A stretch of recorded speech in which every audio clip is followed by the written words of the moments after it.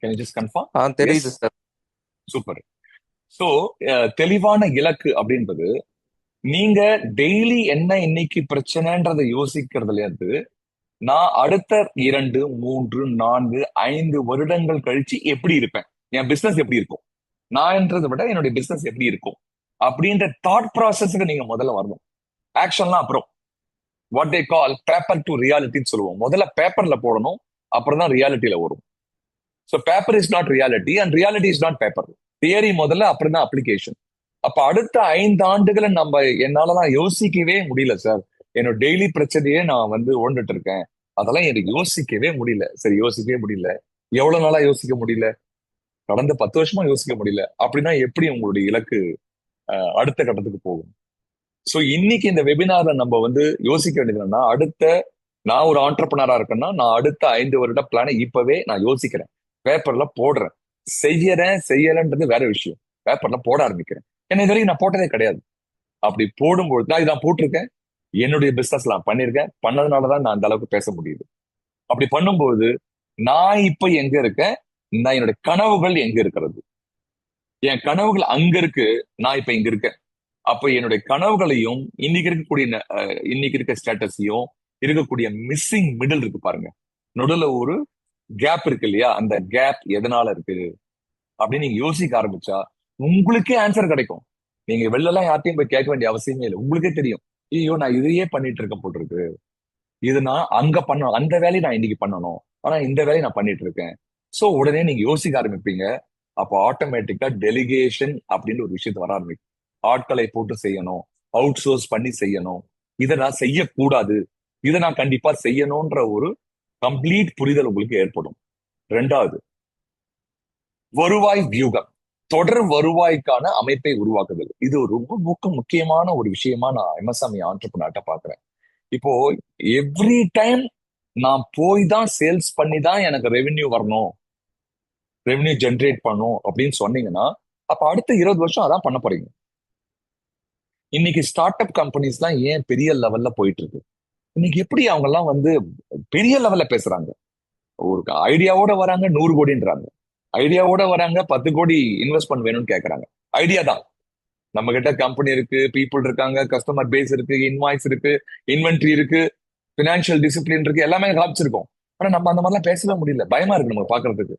அவங்க எப்படி நேத்தி ஒரு ஐடியாவை மட்டும் போனது 100 கோடின்னு பேசுறாங்க அப்படின்னா, அவங்களுடைய பிசினஸ் பிளான்ல என்ன கொண்டு வராங்கன்னா, ஒரு தடவை தான் நான் உருவாக்குவேன், பல தடவை அதை விற்பேன்.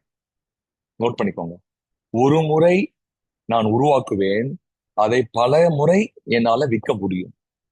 அதாவது இப்ப சப்ஸ்கிரிப்ஷன், சாஃப்ட்வேர்னா சப்ஸ்கிரிப்ஷன்.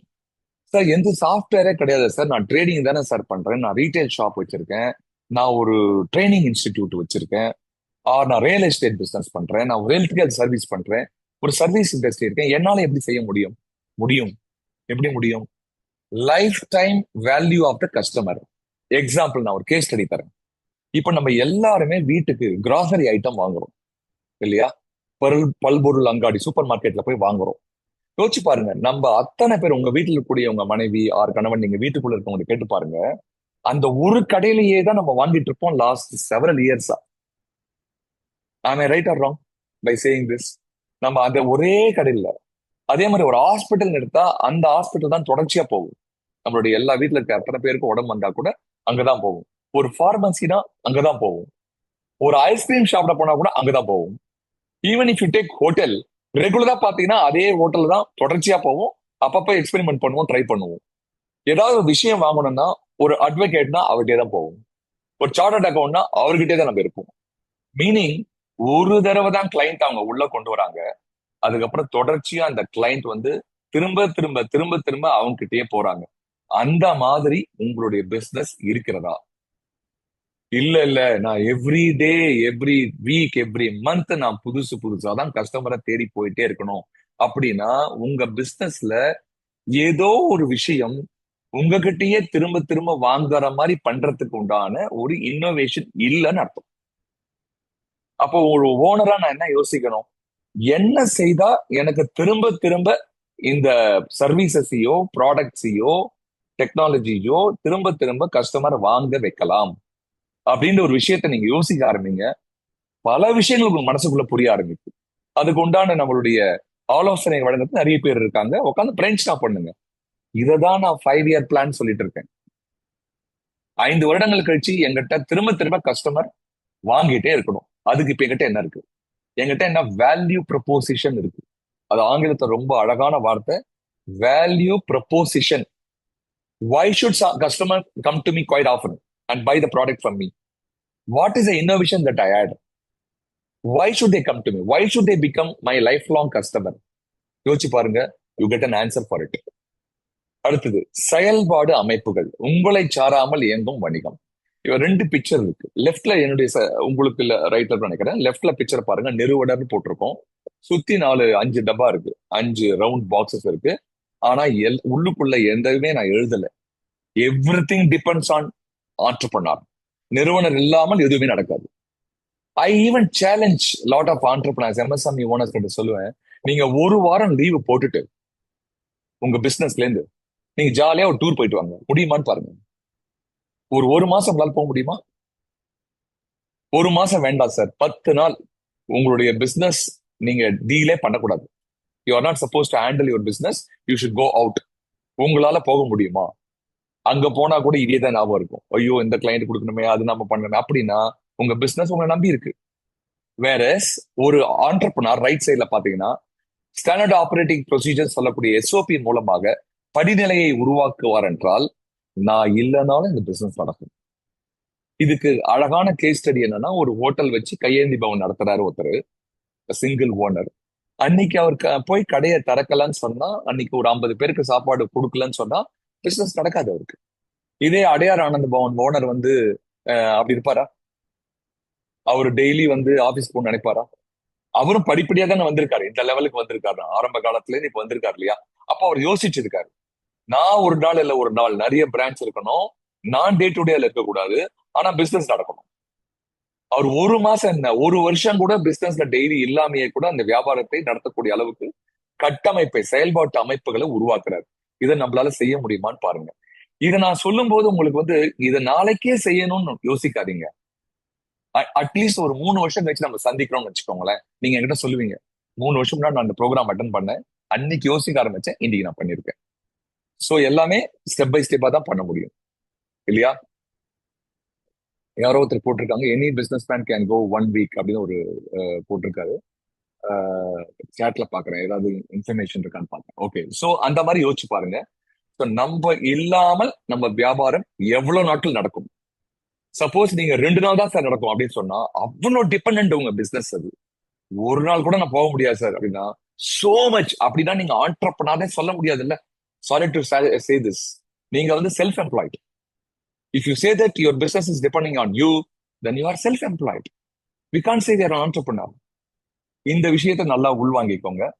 இது எப்படிலாம் செய்யலான்றது நான் கண்டிப்பா உங்களுக்கு வேணும்ன்ற போது அடுத்தடுத்த கட்டத்துல நம்ம பேச முடியும்.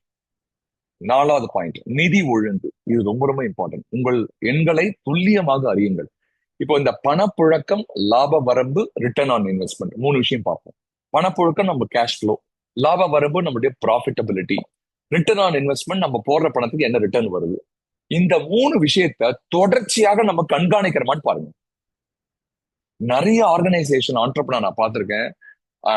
கேஷ் ஃப்ளோ, பணம் உள்ள வரும், ரெவன்யூ உள்ள வரும், செலவு ஒண்ணு போகும். அந்த வர பணம் வந்து வேற ஏதோ ஒரு விஷயத்துக்கு செலவாகும். நம்ம எதுக்கு செலவு பண்ணணுமோ அதுக்கு பண்ணாம இந்த first in last out or last in first out நம்ம சொல்லுவோம். இதுக்கு என்ன பிரச்சனை இருக்கோ அதுக்கு யூஸ் பண்ணிப்போம். இப்போ கஸ்டமர் வந்து உங்களுக்கு 1,00,000 தராரு ஒரு பொருள் வாங்குறதுக்கு. அதுல வந்து 75,000 அந்த பொருளோட அடக்க விலை ஆகுது. 25,000 தான் உங்களுக்கு கிராஸ் மார்ஜின் இருக்கு. இப்போ 1,00,000 ஒண்ணு செக் வந்தாச்சு. நம்ம என்ன பண்ணுவோம்னு கேட்டீங்கன்னா, ஜென்ரலா டிரான்சாக்ஷன் வைஸ் இது பண்ண முடியாதுதான். ஆனா இந்த அவேர்னஸ் இருக்கணும். அதுக்கு நமக்கு ஒரு புதுசா ஒரு செலவு வந்திருக்கும், ஏதோ ஒரு செலவு. அப்படியே அந்த பணத்தை டைவர்ட் பண்ணிடுவோம். 2 நாள்ல உங்களுக்கு இன்வென்ட்ரி ஸ்டாக்கு பே பண்ணணும், பர்ச்சேஸ் பண்ணணும் மெட்டீரியல். நம்மகிட்ட பணம் இருக்காது. ஸோ இனிஷியலா இந்த பினான்சியல் டிசிப்ளினை யார் ஒருத்தர் கரெக்டா பண்ண ஆரம்பிக்கிறாங்களோ, இனிஷியலா வலிக்கும், ரொம்பவே வலிக்கும். எனக்கு நிறைய வலிச்சிருக்கு. நான் நிறைய அடி உதப்பட்டுதான் இந்த அனுபவத்தை உங்களுக்கு ஷேர் பண்றேன். ரொம்ப கஷ்டம் அது. எப்படின்னா, நான் பண்ண தப்புலாம் கேளுங்க. நான் வந்து அந்த காலத்துல வந்துட்டு சர்வீஸ் டாக்ஸ் இருக்கும் இல்லையா, இப்ப ஜிஎஸ்டி வந்த மாதிரி சர்வீஸ் டாக்ஸ் அப்பலாம் சர்வீஸ் டாக்ஸ் வரும்போது எவ்ரி மந்த் குவார்டர்லி பே, நான் வந்து பிரைவேட் லிமிடெட் கம்பெனி பே பண்ணணும். பே பண்ணும்போது குவார்டர்லி பே பண்ணணும், மந்த்லி பே பண்ணணும் வரும்போது கஸ்டமர் கொடுக்குற சர்வீஸ் டாக்ஸ் எடுத்து நாங்க செலவு பண்ணிடுவோம் என்னுடைய எக்ஸ்பென்சஸ்க்கு. இப்ப சர்வீஸ் டாக்ஸுக்கு வந்து நான் பே பண்றது அன்னைக்கு பணம் இருக்காது, நான் அன்னைக்கு போய் இங்க பாரோ பண்ணுவேன். இதை வந்து எனக்கு ஒருத்தர் வந்து எனக்கு அந்த காலத்துல இந்த அட்வைஸ் பண்ணாரு. கொஞ்சம் வலிக்கும், ஆனா கஸ்டமர் கொடுக்குற சர்வீஸ் டாக்ஸ் தொடாத, அதை தூக்கி எப்படியா போட்டு வை. ஆனா உனக்கு இன்னைக்கு பயங்கரமான பெயின் இருக்கும், அந்த பணம் இருந்தா உனக்கு ஒரு ஒரு பிரச்சனை சால்வ் ஆகும். பண்ணாத, டிசிப்ளின் கொண்டு வா முதல்ல.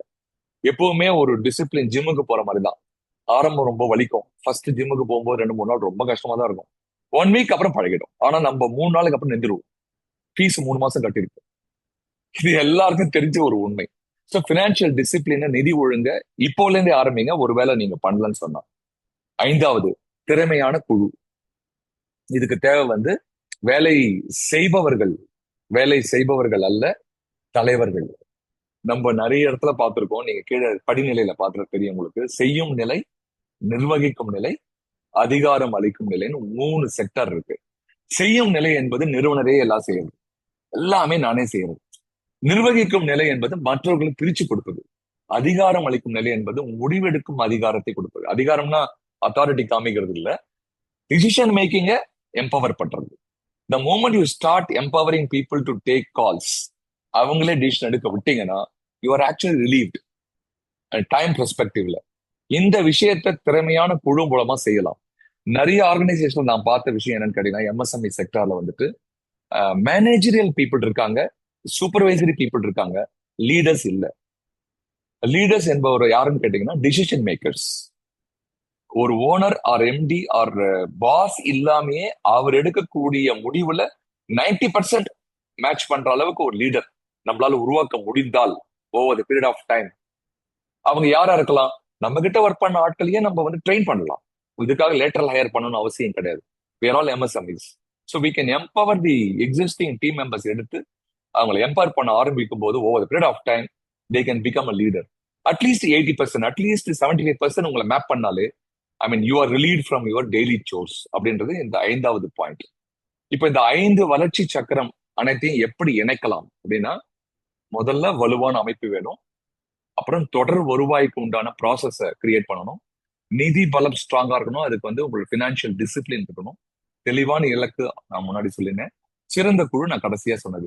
இந்த 5ஐயும் கீழே பாத்தீங்கன்னா ஒரு பாக்ஸ்ல போட்டிருப்பேன். 5X வளர்ச்சி என்பது ஒரு செயலை 5 மடங்காக செய்வதல்ல, இந்த 5 கூறுகளையும் சக்கரமாக இணைப்பது. இந்த 5 விஷயத்தை நீங்க நினைச்சிட்டீங்கன்னா that is called 5X growth. It is not about இன்னைக்கே ரோட்ல போயிட்டு நான் இன்னைக்கு ஒரு ஆர்டர் எடுக்கிறேன், நான் 5 ஆர்டர் எடுக்க போறேன், அதெல்லாம் பண்ண முடியாது. சடனாலாம் அப்படி பண்ண முடியாது. இன்டர்னல் சிஸ்டத்தை ஸ்ட்ரெங்தன் பண்ணா எக்ஸ்டர்னல் கஸ்டமர் ஆட்டோமேட்டிக்கா வளருவாங்க, நமக்கு கஸ்டமர் பிசினஸ் கொடுக்க ஆரம்பிப்பாங்க. இன்டர்னல் தான் வீக்கா இருக்கு நிறைய இடத்துல, எக்ஸ்டர்னல் மார்க்கெட் இருக்கு. Every company when I go and talk to them, to the founders, owners, ஒரு விஷயம் சொல்லுவாங்க, ஒரு கேள்வி கேட்போம் நாங்க. What is your market size? What is your industry size? இந்த டேம் சாம்லாம் சொல்றாங்க இல்லையா, total available market, your sales, உங்களுடைய மார்க்கெட் என்ன, எவ்வளவு விற்க முடியும், சர்வீசபிள் மார்க்கெட் என்ன எல்லாம் கேட்கறோம் இல்லையா. மார்க்கெட் எல்லா ப்ராடக்ட்டுக்குமே நிறைய தான் இருக்கு. 140 கோடி பாப்புலேஷன், நிறைய மார்க்கெட் இருக்கு. வெளிநாட்டுக்காரன்லாம் அதுதான் நீங்க வந்து உட்கார்ந்து இருக்கான் நம்ம கிட்ட விற்கிறதுக்கு. நம்ம வந்து எக்ஸ்போர்ட் பத்தி யோசிக்கிறோம், தப்பு இல்ல. நம்ம ஊர்லயே நம்ம இன்னும் விற்கலையே. நம்ம சேல்ஸ் பர்சனுக்கு ஒரு அழகான லாங்குவேஜ் இருக்கு. If you cannot sell it in your own house, in your own street, in your own area, would you want to really sell in other countries? நம்ம ஊர்லயே நம்மளால விற்க முடியல எப்படி? அவ்வளவு பெரிய மார்க்கெட் இருக்குன்றதுதான் நான் இங்க சொல்ல வர point. I hope you understand what I'm saying. லாபம் ஆம்பி பதிவு பெற்ற மியூச்சுவல் ஃபண்ட் விநியோக நிறுவனமாகும் ARN எண் 310095. மியூச்சுவல் ஃபண்ட் முதலீடுகள் சந்தை அபாயங்களுக்கு உட்பட்டவை. திட்டம் தொடர்பான அனைத்து ஆவணங்களையும் கவனமாக வாசிக்கவும்.